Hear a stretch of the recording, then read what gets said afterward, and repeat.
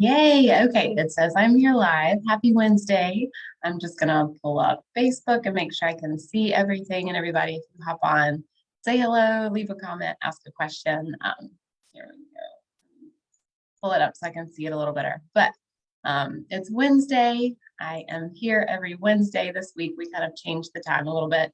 Normally it's at noon, and today we had to switch it around because of just camp stuff. So it's not raining right now. It's been kind of off and on rainy today, and I've done bike rides and walks, and now I'm just kind of sweaty and sticky. So we're in Charleston. That's how it goes this time of year. But I'm excited to have this conversation today. I think it is really important. It's something I love talking to my clients about. It's what I love talking to basically any business owner in general about. And I feel like with the decision, with the Supreme Court ruling on Friday, it feels even more important. So I know we're probably all still processing that and working through that and feeling all the feelings. So I think it's just really, it motivates me even more in my business to be here, support women, get them more profit. I want them to have more money and more time because we are the ones who really improve our communities.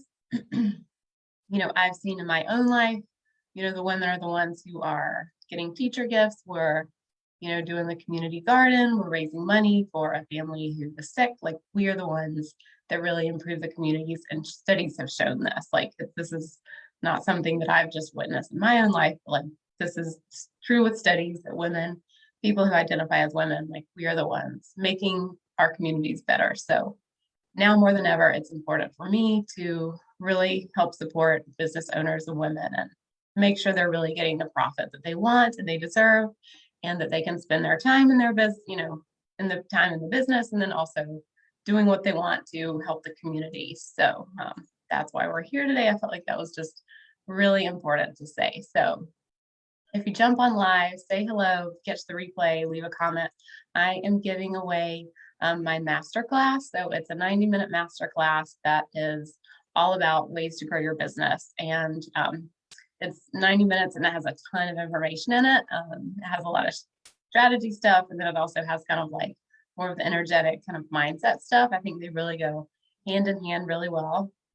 I'll give that away. I'll DM someone on Friday, whoever wins that. And then it's also on my website. It's under $50. I think it's maybe $44, but it's just a really low price and just something that's a tool for people to use. And so this is kind of just like a little section of that today. And so I'm ready to dive in. Let me pull up my notes. I have a lot of notes. I have a lot to say about this. So, okay, I mentioned the giveaway, and yeah, I just made it a low price so that it was accessible. I know courses and classes have a really low completion rate. I think it's something like 4%. So this way you have a little skin in the game, but it's also really accessible. So giving that away though to somebody today, whoever wants to comment or ask a question.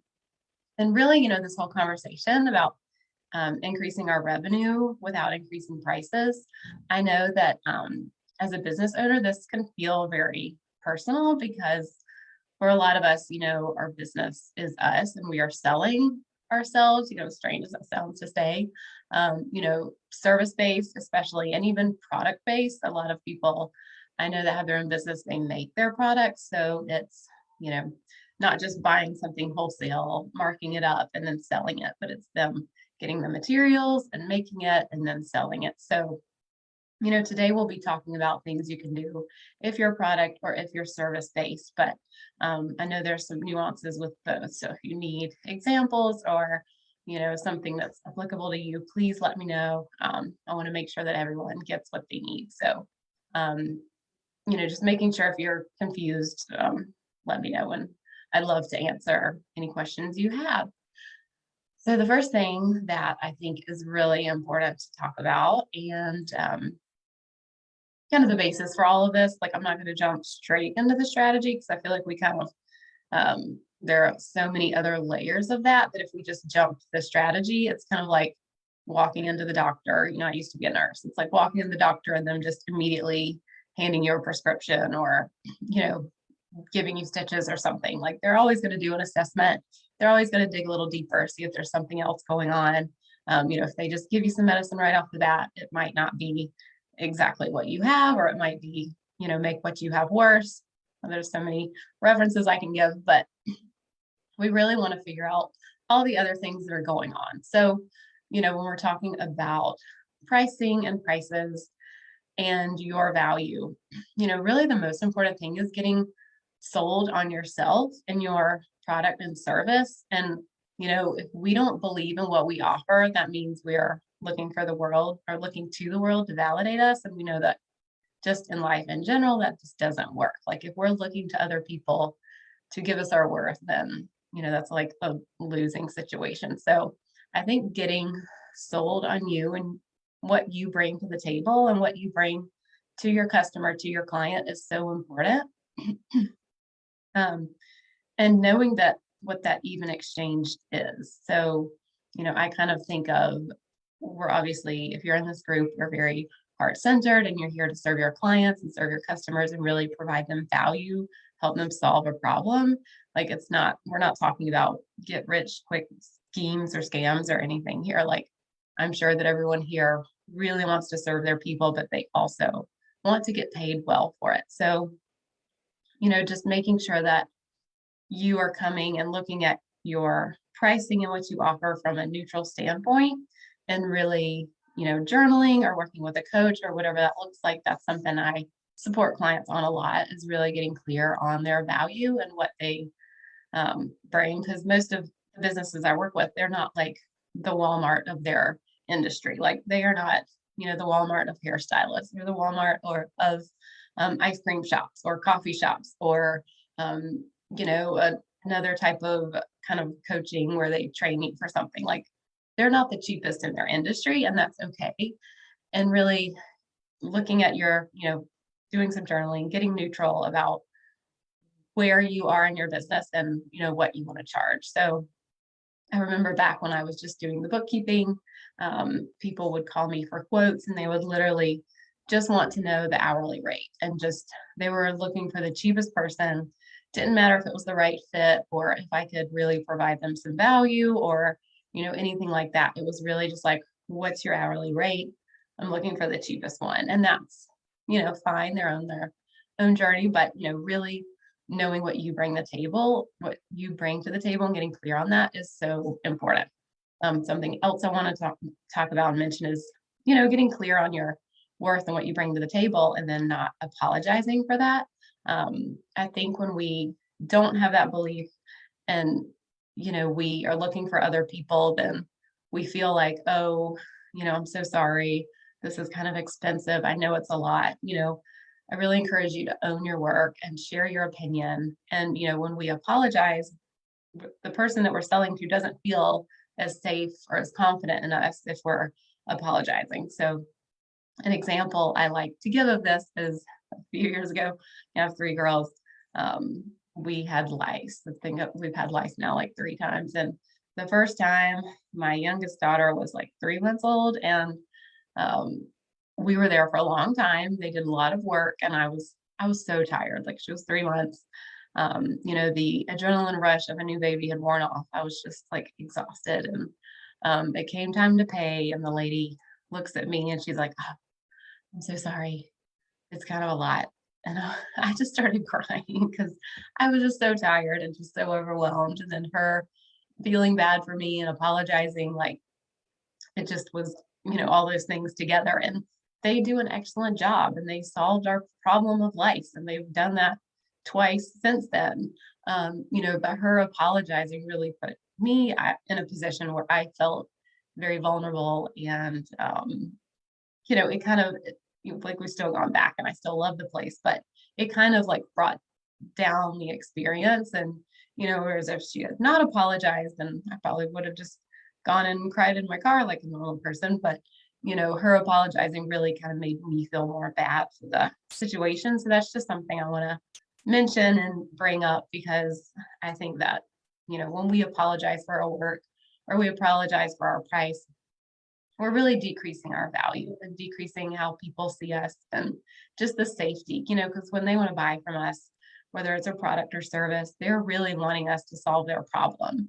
So if we're apologizing for stuff, then they don't feel like we're really the person to do that, even if we really are, just being heart-centered. Maybe we just apologize and someone else down the road doesn't apologize and they get the business and they aren't going to serve them as well. So really looking at it from that standpoint of feeling confident in your work, owning your voice and being comfortable with that. So the next thing I want to talk about is kind of incrementally increasing prices. So I know we talked today, like we're not talking about increasing prices, but I just wanted to throw this in here because I was recently talking about this on one of my free Get Honest with Your Strategy to Scale calls. And so I just wanted to make sure I brought it up. But especially if you are service-based, I think a great way to increase your prices is to incrementally raise them. So back when I started just with the bookkeeping, my rates were so low for those first few clients, like crazy low. Like I look back and I'm like, oh my gosh, I would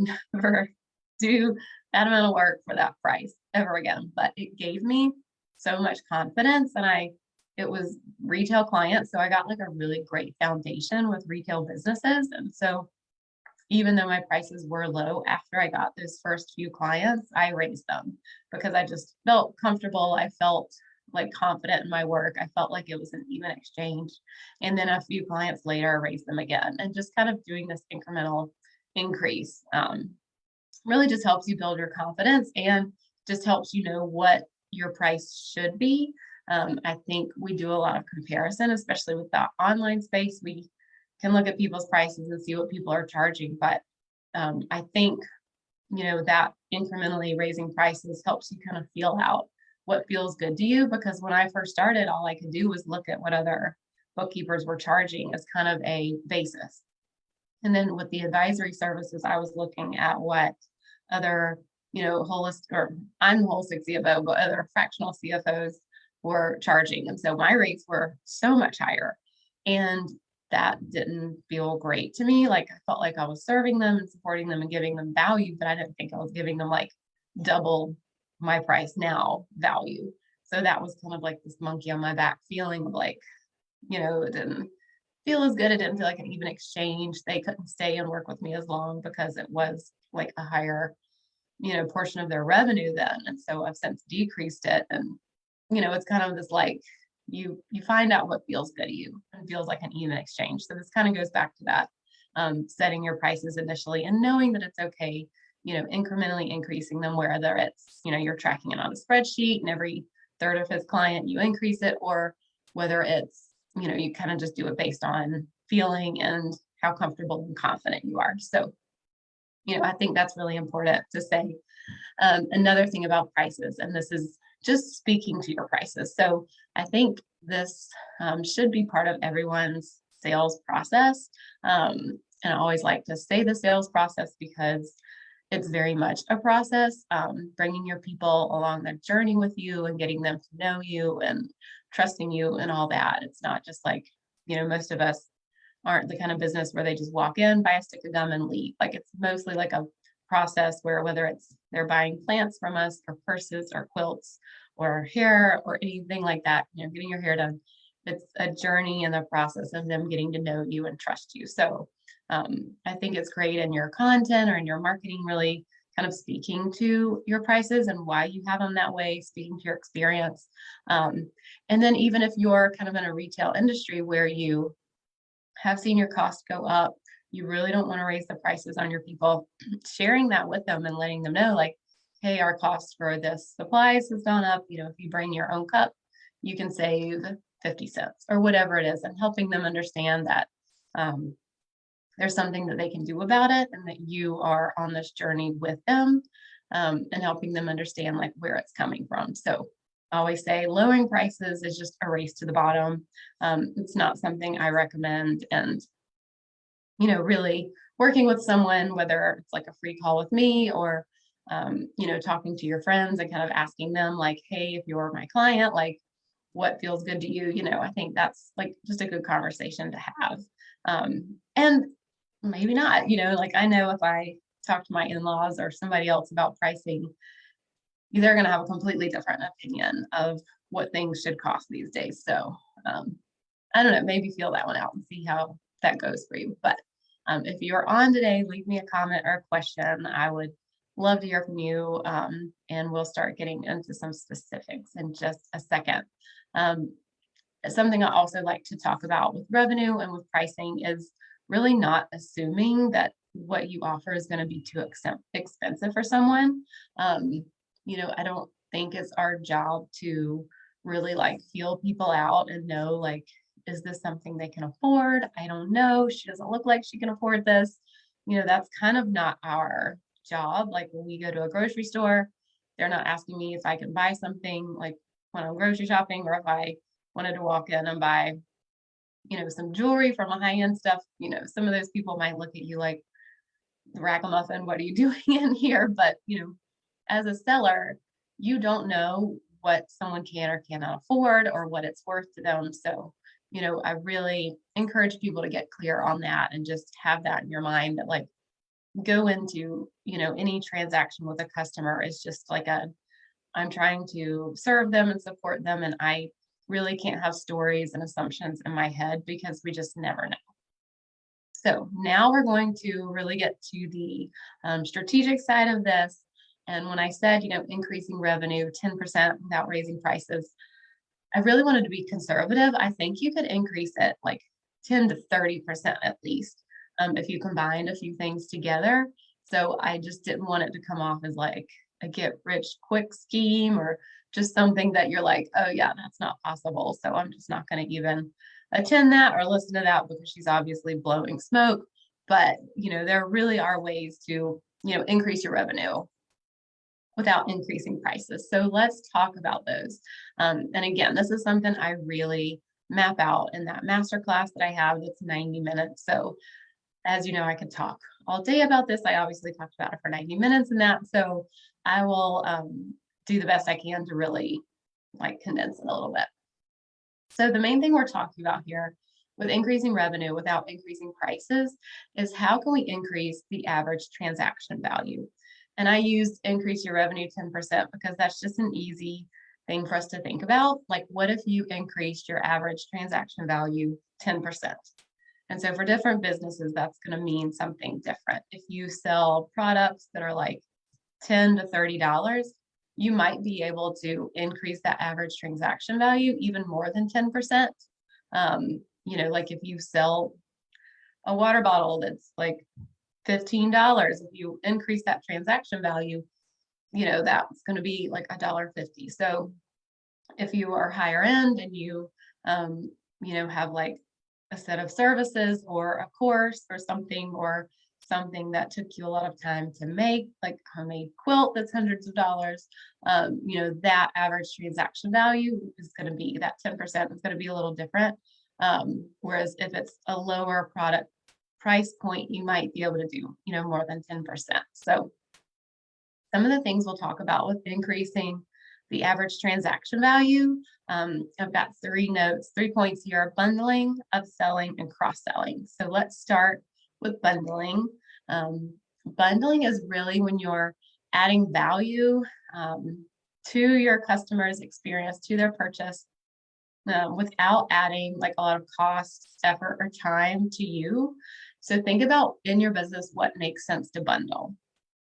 So I like to think about a coffee shop, and maybe if you buy 2 specialty coffees, then you get 2 free donuts. Like maybe you have a little donut maker, or poffer jays, or whatever those little things are called, the tiny donuts. But the little machine costs $30 on Amazon.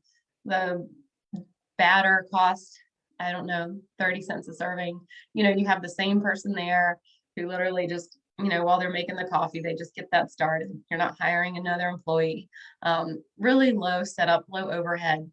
I think the break even on one of those little $30 machines would be like, I don't know, let's say, it would be, it just depends on how much you sell them for. But if you're adding, if you're selling those on the side, and then if you buy 2 specialty coffees, we're bundling this in. So maybe someone was going to only buy 1 coffee, but because, I get this extra thing, if I buy another one, then, hey, I'll just go ahead and get 2 of them and get the free thing with it. So that is really increasing the average transaction value by that extra coffee.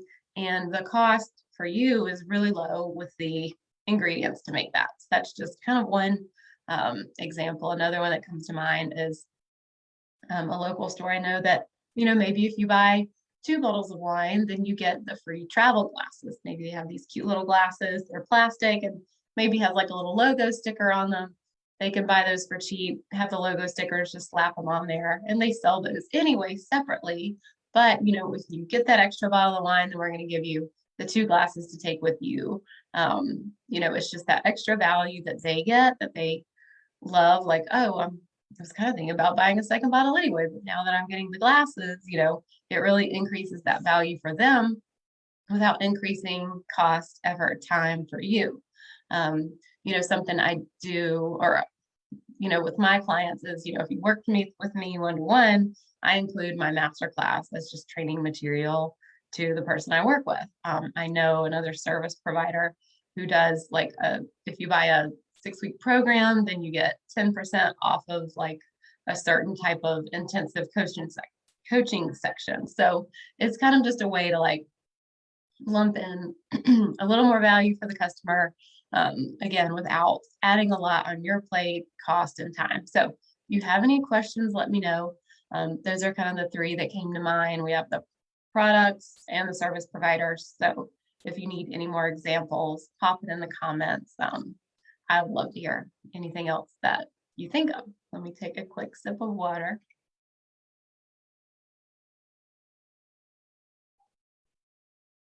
Next, we're going to talk about upselling, which I feel like upselling kind of gets a bad rap, but I guess when I think of just certain, I don't know, car used salesmen and upselling, that's kind of what comes to mind. But really, upselling is when you have multiple kind of levels of something and you're getting the person to buy the next level up. So, we can kind of think of that as being sleazy, but a lot of times people do go for the middle product. They're not buying the cheapest, they're not buying the most expensive. So usually that middle product is what people are kind of being pointed to. So if you want to do upselling in your business, really, and you're like not comfortable with it, think of your favorite product or service that you sell. And that's like the low-hanging fruit that I love to start with and have people kind of play with. And it's really because you're so sold on it. Like, think of something that you love in your business, like either a product or, maybe for someone else, like I love my coaching intensives. They're an hour long and I just see people get so much value out of them. But, if it was a product, like maybe it's your favorite lip gloss or your favorite conditioner, just something that like you just love this product and you love talking about it and you love like telling your friends about it and want to shout it from the rooftops. Like, just start with that and just see, not everyone's going to buy it, but when people are checking out or you're talking with them about what they need, like just throwing that in there, like, hey, I love this lip gloss. I know you're going on a date this weekend, or you've got this coming up, or it's your sister's birthday. Like, this is such a great product. Like, like while you're in there, they're buying something anyway. Like, this would really serve you. I think you would really love it. How can you, because usually with our customers, like we want to know them as people. They're not just like a number. Like, we really want to provide value to their lives. So, I know your hair is like kind of gets frizzy on days like this, and this product is just really going to help solve your problem, and just pointing them, even if they're not directly in there to buy that thing. But if it's something that you love and you know that it's going to serve them, again, this is coming from a very heart-centered place. Your people, your clients, just knowing that this is going to make their day, their life so much better for whatever problem you're solving. This is just like such an easy thing to do. I think of that with, hair stuff. I really don't know what I need when I'm buying hair stuff. And so if I'm sitting there talking to the stylist about, yeah, this just happens to be during the summer, blah, blah, blah. And then they're, I'm checking out. They're like, oh yeah, you mentioned you had this problem in the summer with your hair. We have this product. I love it. It's going to help you out so much. Like, that's where this kind of upselling feels natural and feels good. I even think of like Trader Joe's. Like, whenever I go to Trader Joe's, the people there, they love their products and they're so good at upselling. Like, when I'm checking out and they're like, oh, I see you're buying this frozen pizza. Have you tried this new special cheese that we have, or have you tried this gluten-free version of it? Like they are always like promoting their new products, and like it's coming from like a good place. Like I can tell that they genuinely love what they're talking about. And I'm like, no, I have not tried that gluten-free version. And they're like, you would never know it's gluten-free. Even like kids fish sticks, not fish sticks, chicken nuggets. I was looking for chicken nuggets. They're like, you try the gluten-free version. I'm like, no, I have not. So, I think it's just a great way to think about how you can provide value to your people, know them as a person, know what's going on in their life, and then really just serve them. So I think that's all I have to say about that. But let me know, if you need any more specific examples. I'm trying to think, I guess those were more like product based. If there's something with service based is when, service based, we kind of have like, usually have different tiers of the sales process where people come in at a lower tier and they kind of move through like your higher stuff. Like maybe they might just try like the $30 course to get to know you, and then they kind of move into that space. But let me think about it. If anybody needs more like service-based examples, and you have like a certain business that you want support around, let me know, because I think that would be fun to talk about that more. But without questions, I'll just keep moving on. So cross-selling, I love cross-selling. I think this is so valuable. Like if you buy X, then you might need Y. My big example of this I tell all the time is Holly, who was on here last week, owns Wildcraft Charleston. They just have amazing products, and it's just very beautiful and well done. And I was in there, it was over a year ago now. Like I needed a razor. Like I saw on Instagram, they had like the nice razor. It's not the disposable kind. It's not going into the landfill. Like it's a real razor. You buy the blades, and I that time brought in my girls who were like 4, 3, and 1, I guess. I think that's right. I think they were 4, 3, and 1, or either 5, 4, and 2. Maybe they're 5, 4, and 2 if it was a year ago. But it was very stressful taking them into that store because it's a beautiful store.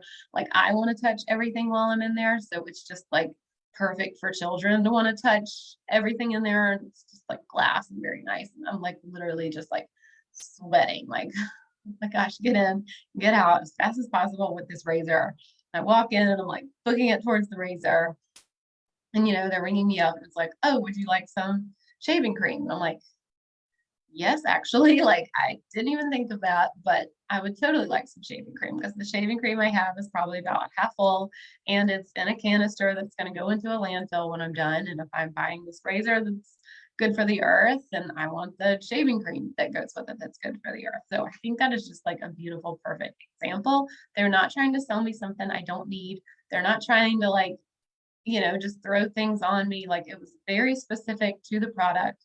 And it was just this natural, beautiful, like, yes, thank you. Because like my brain was so focused on getting the razor and getting out of there, like I didn't even think about something else that naturally goes with it and supports that product.